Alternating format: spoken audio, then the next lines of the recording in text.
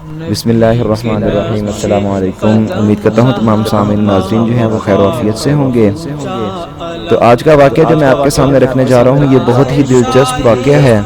کہ ایک مسلمان سپاہی تھا اور اس نے شراب کے نشے میں جو ہے وہ جنگ لڑی، اور جنگ کے اندر جو کہتے ہیں نا کہ تقریباً 80% ان کی وجہ سے ہی جنگ جیتی گئی تھی، اور یہ ایران کی جنگ تھی جب سعد بن ابی وقاص رضی اللہ تعالیٰ عنہ سپہ سالار بن کر گئے تھے، اور وہاں پر جو لشکر کے ساتھ ان کی لڑائی تھی وہ اس دور کا بہت ہی مضبوط ترین جو لشکر تھا۔ وہ ایران جو تھی اس کو سپر پاور اس دور کا مانا جاتا تھا، جس طرح آج کے دور میں آپ کہہ سکتے ہیں کہ امریکہ کو سپر پاور تسلیم کیا جاتا ہے، اسی طرح ایران جو تھا وہ اس وقت سپر پاور تھا، اور اس کے ساتھ جو تھی مسلمانوں کی جنگ تھی، اور مسلمان تعداد میں بھی بہت تھوڑے تھے، اور اسلحے کے لحاظ سے بھی مسلمانوں کے پاس اس طرح کا جدید اسلحہ نہیں تھا جس طرح کا ایران کے پاس موجود تھا۔ سواریوں کے لحاظ سے بھی مسلمانوں کے پاس گھوڑے اور ان کے پاس ہاتھیوں جیسے جو تھے نا مضبوط جانور تھے جن کے اوپر انہوں نے بیٹھ کے لڑنا تھا۔ تو یہ وہاں پر ہی ایک ایسا واقعہ پیش ہے جو میں آپ کے سامنے رکھتا ہوں، بہت ہی دلچسپ ہے کہ ایک مسلمان تھے اور مسلمانوں کے سپاہی بھی تھے، اور پھر وہ شراب کے نشے میں کیسے تھے، یہ ساری باتیں جو ہے میں آگے چل کر آپ کے سامنے رکھتا ہوں۔ تو یہ بات اس وقت کی ہے جب ایران کے اوپر مسلمانوں کا لشکر جو تھا وہ حملہ کرنے کے لیے گیا، تو مولانا شمس الحق افغانی رحمۃ اللہ علیہ جو ہیں ان کا ایک خطبہ بہاولپور یونیورسٹی میں ہوا، تو وہاں پر انہوں نے یہ ایک واقعہ نقل کیا۔ انہوں نے کہا کہ فاروق اعظم رضی اللہ تعالیٰ عنہ کا یہ جو لشکر ایران فتح کرنے کے لیے گیا، جب وہاں پہنچا تو پہلے دن مسلمانوں کو فتح حاصل نہ ہو سکی، چنانچہ ابو عبیدہ بن جراح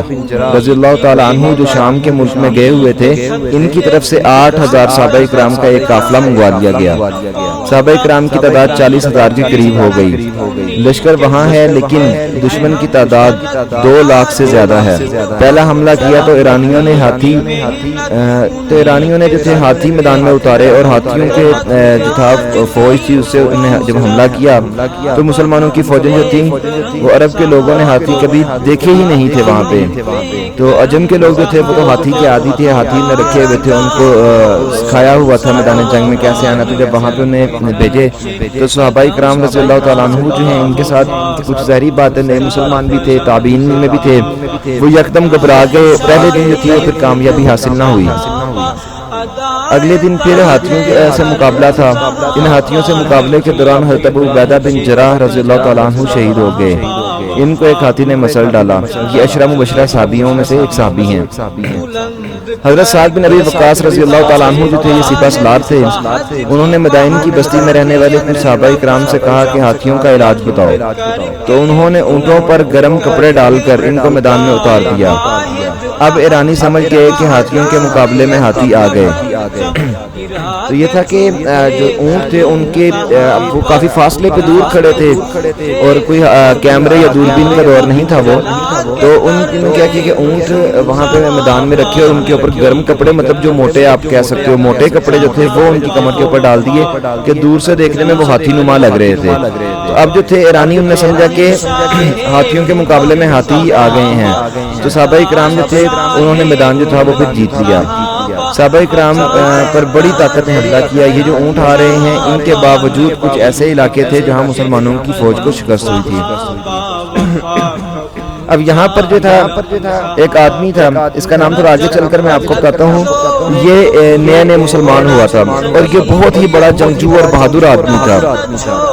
کہ اس علاقے کے اندر جو تھا اس کی بہادری کے جو تھے وہ قصے سنائے جاتے تھے۔ انہیں کچھ دن ہی پہلے مطلب کلمہ پڑھا تھا، ابھی اسلام کے جو مسائل تھے، اسلام کے جو قوانین تھے ان سے اچھی طرح واقف نہیں تھے یہ، تو انہوں نے جو تھی وہ شراب پی ہوئی تھی۔ ان کو نہیں پتا تھا کہ شراب حرام ہے یا حلال ہے، بغیر مسئلہ جانے انہوں نے شراب پی لی۔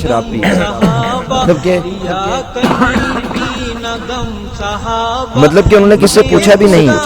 کہ پینی چاہیے کہ نہیں پینی چاہیے اسلام میں کیا، انہوں نے جب پی لی تو حضرت سعد بن ابی وقاص رضی اللہ تعالیٰ عنہ کو جب پتا چلا تو انہوں نے ان کو بلا کر ان کے پاؤں میں بیڑیاں باندھ دی اور ہاتھوں میں رسیاں باندھ دی،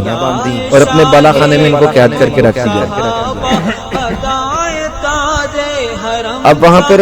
جو تھی ان کے حفاظت کے اوپر جو تھے وہاں پر موجود تھی حضرت سلمہ بنت حفص رضی اللہ تعالیٰ عنہ تھی۔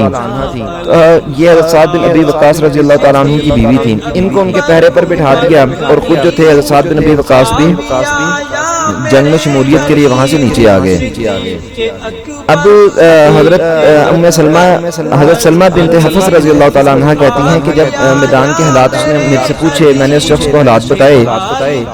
تو اس نے حالات جاننے کے بعد کہا کہ مسلمانوں کو یہاں پر شکست ہو جائے گی، یہاں کے جنگ کے طریقے، یہاں پہ جنگ کی چالیں جو ہیں وہ کچھ اور ہیں، اور مسلمانوں جو ہیں ان کو شکست ہوگی، اور میں مسلمانوں کو شکست ہوتے نہیں دیکھ سکتا۔ آپ اس طرح کریں کہ میری جو ہے وہ ہاتھوں کی رسیاں کھول دیں اور مجھے جو ہے آزاد کر دیں، میں جب جنگ لڑوں گا، جنگ لڑنے کے بعد واپس آ کے خود کو یہاں پر دوبارہ قید ہونے کے لیے پیش کر دوں گا، یہ میرا آپ سے وعدہ ہے۔ حضرت سلمہ رضی اللہ تعالیٰ عنہ نے کہا کہ حضرت سعد جو ہے وہ کیا کہیں گے، وہ ناراض ہو جائیں گے، تو میں ایسا نہیں کر سکتی ہوں۔ تو جو وہ شخص تھا اس نے کہا کہ آپ اس طرح کریں کہ مجھے کھول دیں، میں جو آپ سے وعدہ کر رہا ہوں مجھے کھول دیں، اور پھر جو ہے جب میں یہاں سے آزاد ہو جاؤں گا پھر آپ جنگ کے میدان کا نظارہ دیکھیے گا،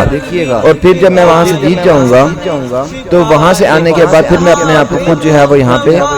پیش کر دوں گا، آپ دوبارہ سے میرے ہاتھ باندھ دیجیے گا، پیروں میں بیڑیاں ڈال دیجیے گا، میں اپنی سزا جو ہے اس سزا کو میں پورا کروں گا۔ تو سلمہ رضی اللہ تعالیٰ عنہ جو ہے انہوں نے کہا، معذرت کے ساتھ حضرت سلمہ بنت حفص رضی اللہ تعالیٰ عنہ نے کہا کہ آپ مجھے جو ہے، انہوں نے کہا کہ میں نے اس کو پھر کھول دیا، جب کھول دیا تو وہ جا کے میدان جنگ میں لڑنا شروع ہو گئے۔ اس کے بعد جو ہے مسلمانوں کو غلبہ نصیب ہوا، شام جو تھا وہ فتح ہو گیا۔ تو حضرت سعد روتے ہوئے دعا کرتے ہیں کہ اے اللہ، اس ایران کی سرزمین پر تیرے محمد صلی اللہ علیہ وسلم کے ماننے والوں نے غلبہ کر دیا۔ ایران کی زمین پر فتح ہوئی۔ اس فتح کے بعد حضرت سعد رضی اللہ تعالیٰ عنہ جب واپس آئے تو آ کر انہوں نے دیکھا کہ وہ شخص ابھی تک وہیں پر بنا ہوا ہے۔ تو انہوں نے حضرت سلمہ بنت حفص رضی اللہ تعالیٰ عنہ جو ہیں انہوں نے پوچھا کہ جنگ کیسی رہی۔ انہوں نے کہا کہ شروع کے اندر جو تھا وہ مقابلہ بہت سخت جا رہا تھا اور کہیں سے کوئی جیت کے آثار نظر نہیں آ رہے تھے۔ پھر اچانک ایک شخص آیا جس نے منہ جو تھا وہ لپیٹا ہوا تھا، منہ اس کا ڈھپا ہوا تھا، اس نے منہ کو چھپا کے رکھا ہوا تھا، لیکن وہ اس طرح سے آ کر بے خوف ہو کر لڑا کہ اس نے جو تھی وہ کفر کی جو صفیں تھی وہ تہس نہس کر کے رکھ دی۔ اور میں اس نوجوان کو دیکھ رہا تھا کہ یہ کون ہے، پہچاننے کی کوشش کر رہا تھا، لیکن میری سمجھ میں نہیں آیا کہ وہ جو ہے وہ شخص کون ہے۔ یہ کہنے کے بعد سعد رضی اللہ تعالیٰ عنہ اچانک سے مڑے اوپر بالا خانے میں جا کے دیکھا کہ یہ جو شخص ہے یہ تو قید پڑا ہوا ہے۔ پھر آگے تو حضرت سلمہ رضی اللہ تعالیٰ عنہ نے پوچھا کہ آپ نے پہچانا کہ وہ شخص کون تھا؟ انہوں نے کہا کہ نہیں، پہچان میں تو نہیں آیا،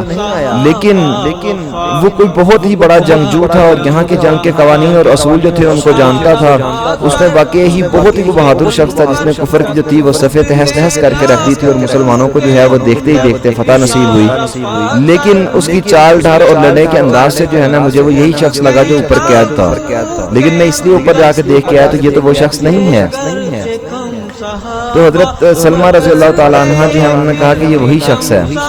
یہ یہاں سے میں نے اس کو کھولا تھا، اس نے کھولنے کی درخواست کی تھی، میں نے کھول دیا، اور یہ جنگ کے بعد دوبارہ آیا اور میں نے اس کو دوبارہ زنجیریں پہنا دی۔ تو حضرت سعد رضی اللہ تعالیٰ عنہ نے کہا کہ جو مسلمانوں کی فوج کو فتح سے ہمکنار کرے تو سعد اس کو گرفتار نہیں کر سکتا۔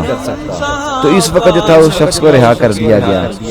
اب یہ سارا واقعہ جو ہے اس کو آپ اگر خود بھی پڑھنا چاہیں تو یہ حضرت عمر فاروق رضی اللہ تعالیٰ عنہ کتاب کا نام ہے، صفحہ نمبر 253 کے اوپر جو ہے سارا موجود ہے۔ اب میں آپ کو بتاتا ہوں کہ یہ شخص کون تھا۔ اس شخص کا نام تھا ابو محجن ثقفی رحمۃ اللہ علیہ، اور یہ بعد میں مسلمان ہوئے اور یہ وہاں کے بہت بڑے جنگجو مانے جاتے تھے اور بہت ہی بہادر شخص تھے، اور ایران کے اندر جو تھا وہ ان کے نام کا ایک جو ہے وہ سکہ چلتا تھا کہ یہ شخص بہت ہی زیادہ بہادر ہے، لڑائی کے اندر جنگجو ہے، اس کے مقابلے میں کوئی پوری فوج بھی اگر کھڑی ہو جائے تو یہ پوری فوج سے اکیلا لڑنے کے طریقے جو ہیں وہ جانتا ہے۔ تو آج کا جو یہ دلچسپ واقعہ تھا، اس شخص کی کہانی جو تھی یہ آپ کے سامنے رکھی میں نے۔ ان کا نام ہے حضرت ابو محجن ثقفی رحمۃ اللہ علیہ۔ تو آپ اس چینل کو لائک کریں، سبسکرائب کریں، انشاءاللہ مزید ایسی ویڈیوز آپ کے لیے جو ہے وہ میں بناتا رہوں گا۔ السلام علیکم ورحمۃ اللہ۔